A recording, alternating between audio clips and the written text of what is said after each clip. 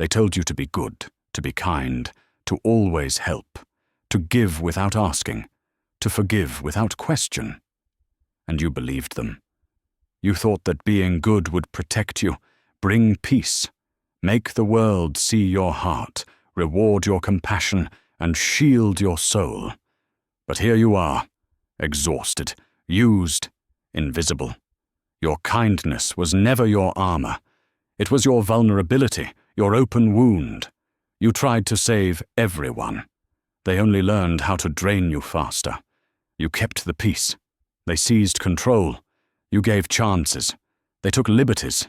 You stayed loyal. They grew bolder. And you still called it goodness. What you call virtue, I call blindness. What you call a noble heart, I call an unlocked door. Because the world doesn't run on good intentions. It runs on influence, on dominance, on the unspoken rules written by those who know when to stop caring. Let me tell you a truth no saint dares whisper. Your goodness is not admired. It is measured, weighed, tested, and if found soft, exploited.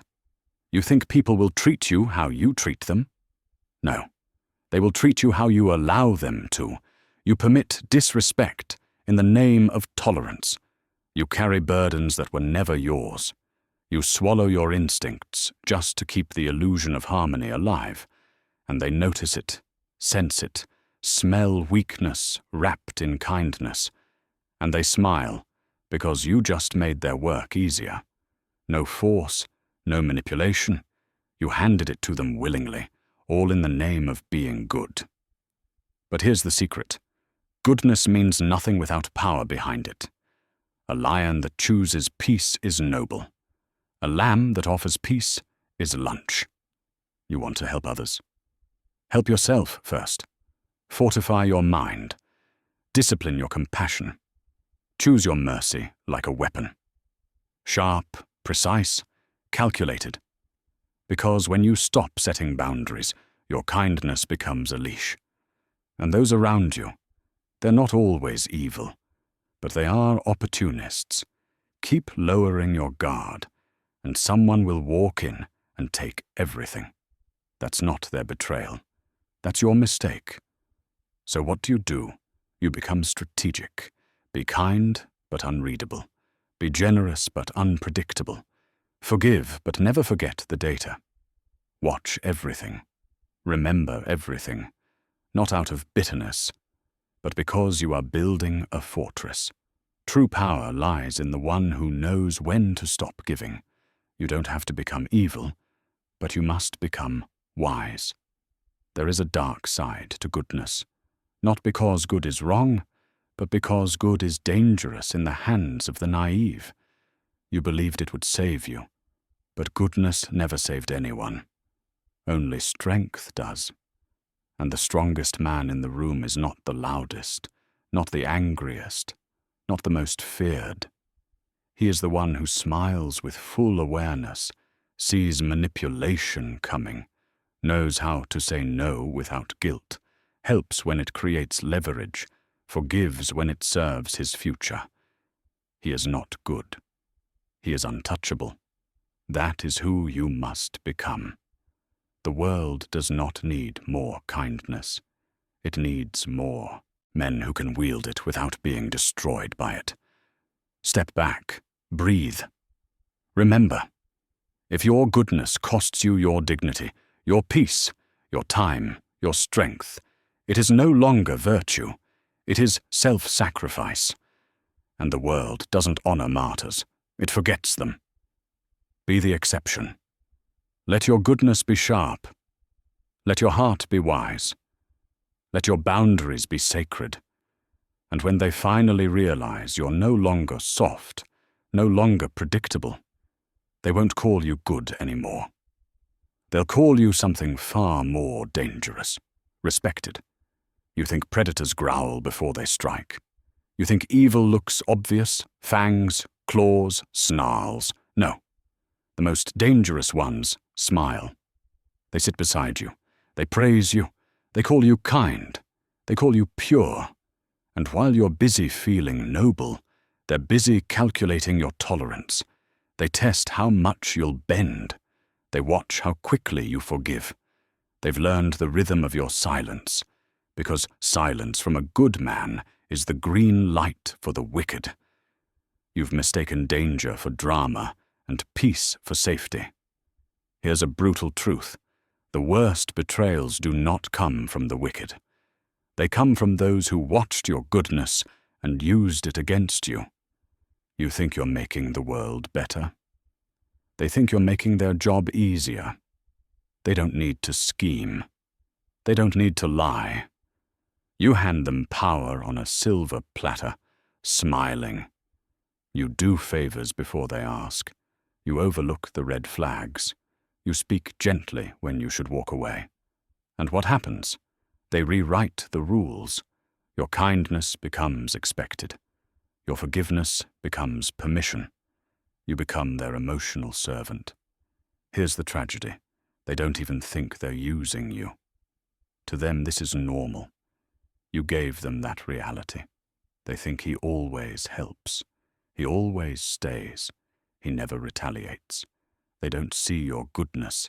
They see your pattern, and all patterns are meant to be exploited. So I ask you, what is your goodness really costing you? Your time, your energy, your sanity. Worse, your identity.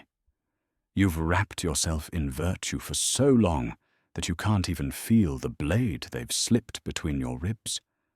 But don't worry. I won't tell you to stop being good. I'll tell you to start being ruthless with your goodness. There is no strength in being endlessly available. There is no virtue in self-sacrifice. True power is not in giving. It's in choosing who is even worth giving to. Stop offering your time to people who drain it. Stop explaining yourself to those committed to misunderstanding you. Stop throwing your loyalty into black holes. You were not made to be everyone's cure. You were made to be your own king. You want peace? Secure power first. You want respect? Stop offering your heart like it's free. You want loyalty? Test theirs before giving yours. Because if you don't vet people, you will serve your enemies with a smile, and they will never feel guilty. Why should they? You never said no. You never pushed back. You never held the line. You were so focused on being good, you forgot to be smart. Here is the shift. Be kind, but make them earn it. Be generous, but calculate the return. Be warm, but carry fire in your eyes. Forgive, but never forget the blueprint of betrayal. Let your goodness become a weapon, not a weakness. Let it serve your rise, not your ruin. And when they finally realize you're not the man they used to manipulate, that your smile is now laced with strategy, they will hesitate. They will say, you've changed. Good. That means you're no longer predictable. That means your kindness is no longer free. That means you're becoming what this world actually respects. Not a saint, not a savior, not a sacrifice, but a ruler. And rulers don't bleed for the unworthy. Mercy, the crown jewel of the virtuous. They say it separates man from beast, that only the strong can show it. But here's something darker. Mercy, when given to the undeserving, is not a gift. It is a loaded weapon. And guess what? You're the one holding the barrel to your own head. Every time you say, "It's okay, I understand," to someone who knew exactly what they were doing, you just reinforce the cycle. They didn't learn a lesson. They learned your limit. They learned your boundaries are fake, that you'll sacrifice your own dignity to keep the peace. Let me ask you, how many times have you excused someone's manipulation just because you didn't want to seem mean? How many times have you forgiven too quickly, hoping it would heal something? That is not mercy. That is naivety. Mercy without judgment is suicide in slow motion. I've seen empires fall, not because they lacked power, but because they extended kindness to the wrong hands. An enemy who fears your wrath will think twice, but an enemy who counts on your mercy will sink his knife deeper with each apology. Don't you see? These people aren't evil in the way you imagine. Horns and fire. They're subtle. They're polite. They apologize with tears, but their actions don't change because they don't fear losing you. You've made yourself too accessible, too forgiving, too soft in the name of goodness. You're bleeding integrity, trying to look noble. Here's the truth they never told you. Your mercy must be rare. Your approval must be expensive. Your love must be earned. If not, it loses value. Mercy is not a universal offering. It's a strategic tool. It's what you give when someone has proven remorse through action, not words. It's what you offer after power has been asserted, not before. Because if you show mercy without dominance, they interpret it as weakness, and weakness invites predators. In politics, in power, in life, if you cannot punish, you cannot protect. And if you cannot protect, you will be devoured. You are taught that mercy makes you a good person. I say mercy without limits makes you prey. So let me be clear. If someone lies to you, once expose it. If they betray your trust, withdraw completely. If they take your time for granted, revoke access. You must be the one who decides when mercy is granted. Not guilt, not pressure, not their sob stories, and certainly not your fear of being judged. You must learn to love with clarity, not blindness, to forgive with precision, not habit. This is not cruelty, this is survival. In fact, it's justice. Because when you let a snake bite you and keep feeding it, you are no longer a victim. You are a volunteer. Mercy is beautiful when used correctly. But when overused, mercy becomes poison. It poisons your standards, your time, your peace, your ambition. You spend years trying to lift those who secretly want you to stay down. You bend backwards for people who wouldn't lift a finger if the roles were reversed. And for what? So you can be nice? So no one can say you were cold? Let them say it. Let them call you cold. Let them fear your silence. Let them question if you're the same soft soul they used to manipulate. Because now you're not. You've studied the game. You've learned that being good isn't enough. You must be strategic. And strategy requires selective mercy. So from now on, remember this. Mercy is not your default. Mercy is your weapon. And only the wise know when to draw it and when to sheath it. Stop giving what isn't earned. Stop excusing what's unacceptable.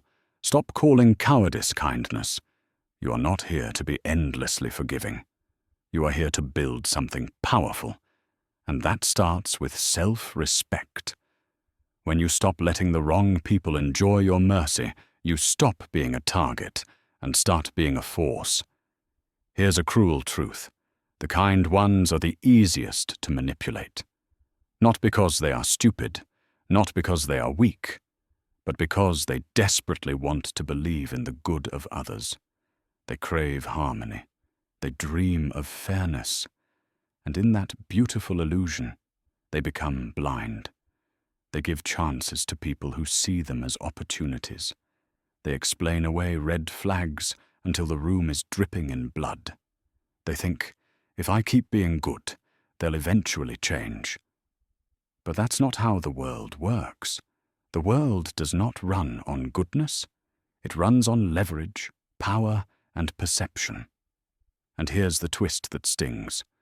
The more good you appear, the more dangerous you become to yourself. Because people will test you, not to admire your patience, but to find your threshold. Not to thank your kindness, but to see how much they can take. You say yes out of compassion. They hear, I can ask for more. You forgive out of principle. They register. There are no consequences. You stay loyal out of heart. They think, he won't walk away no matter what I do. And that's where the downfall begins. The soft-hearted often find themselves surrounded by the hard-hearted. The generous are circled by the greedy.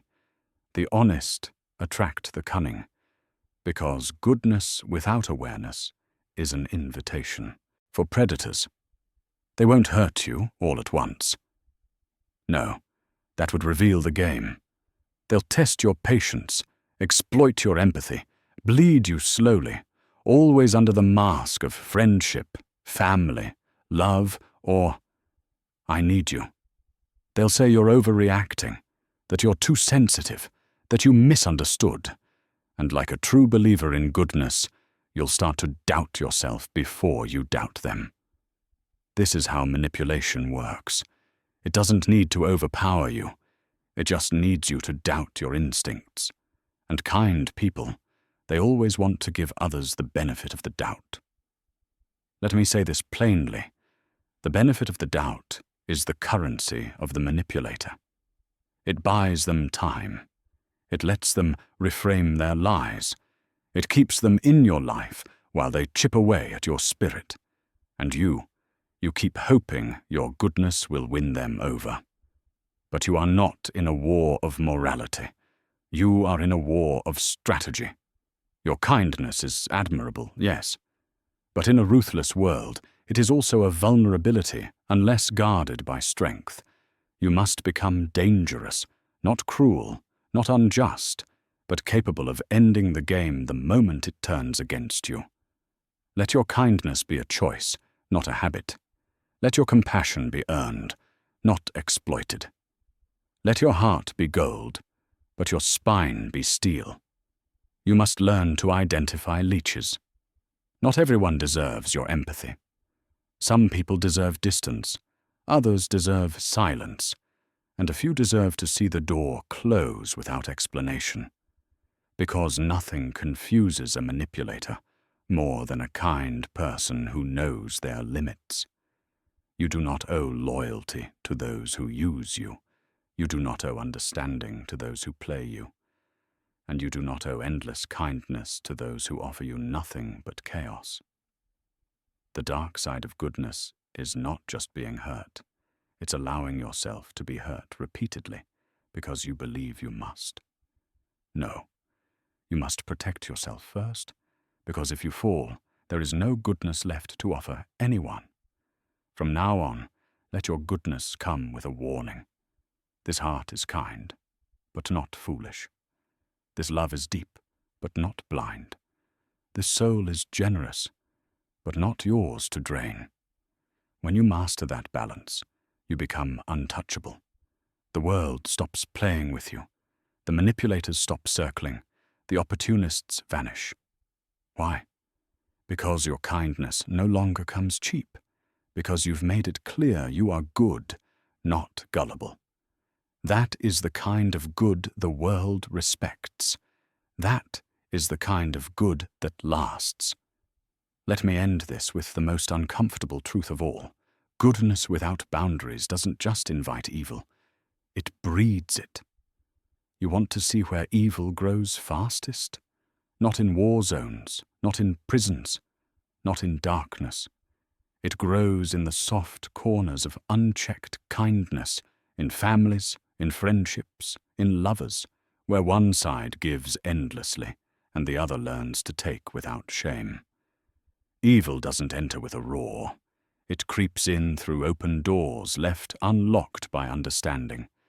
It thrives in the silence of those who don't want to offend. It flourishes in the kindness of those who would rather suffer than set a line.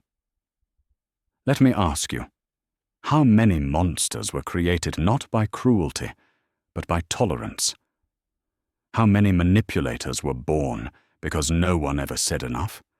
How many abusers were empowered because the kind ones forgave too easily? How many liars perfected their craft because truth lovers gave them endless second chances. Every tyrant begins as someone who tested a boundary and met none. That's the dark side no one wants to face. Your silence can be someone else's permission. Your mercy can be someone else's weapon. Your endless yes can build the confidence of the wrong person to destroy everything. You think you're being noble. You think you're being good.